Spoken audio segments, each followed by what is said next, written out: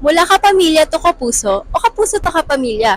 Ngunit napansin nyo rin bang hindi lang sa iba't ibang network lumilipat ang mga artista, pati na rin sa politika?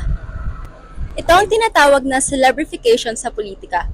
Ngunit ano nga ba ito at bakit mahalaga itong pag-usapan sa nalalapit na eleksyon? Ayon kay Dave Centeno ng Social Science Diliman, ang celebrification o para sa iba ay celebritification ay isang konsepto na ginagamit ng iba't ibang manunulat upang ipaliwanag ang epekto ng pagiging kilalang personalidad sa pag-uugali o pananaw ng ibang tao. Kaya dito, naging impluwensyal ang kanilang mga imahe at paniniwala sa pagbuo ng opinyon tungkol sa isang tao, ideya, o kaya naman sa produkto. Yun, kayo naman, ano ang inyong opinyon sa pagpasok ng mga iba't ibang artista o celebrity sa mundo ng politika?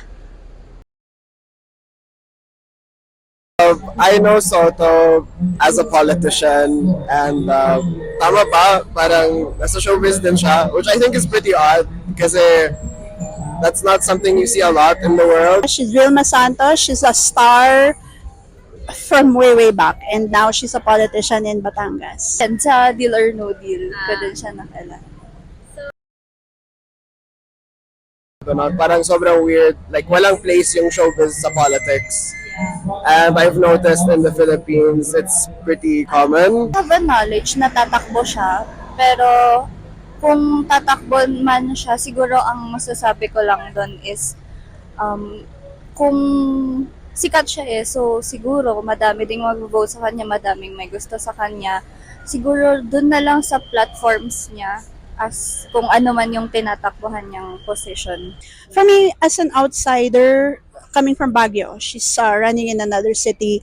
I find it sad that she continues to perpetuate herself as a person in politics kasi kilalang kilala na siya, and yes, she's done a lot of good things I hear from Batangas, but in terms of delicadeza and maybe giving way to other people, I wish she had not signed up to run again, especially since there's also news that other members of her own family are also running.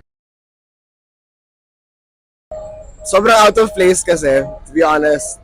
I repeat, parang wala talaga silang place. Like, what does a celebrity have to do in the Congress, you know? Just because you're a celebrity, you have this platform, that does not make you deserving to actually take a political position. Siya, sa ating mga voters, parang hindi siya wise na porke sikat siya na artista ganun is i-vote natin siya. They're going to have good platforms that they're going to advocate for, and talagang may plano sila and their heart is in it, I would not mind.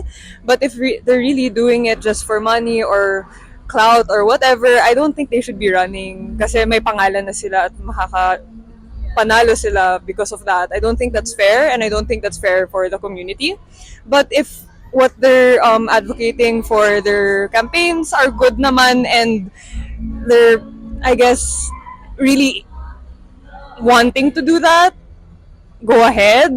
But if it's not authentic, why do it? Maganda man o hindi ang epekto ng pagtakbo ng kilalang mga personalidad sa politika, nagkakaroon ito ng malaking epekto sa ating bansa. Kaya mabutihin nating kilalanin ang mga karapat-dapat na iboto dahil ang pagboto natin ay ang kabukasan natin.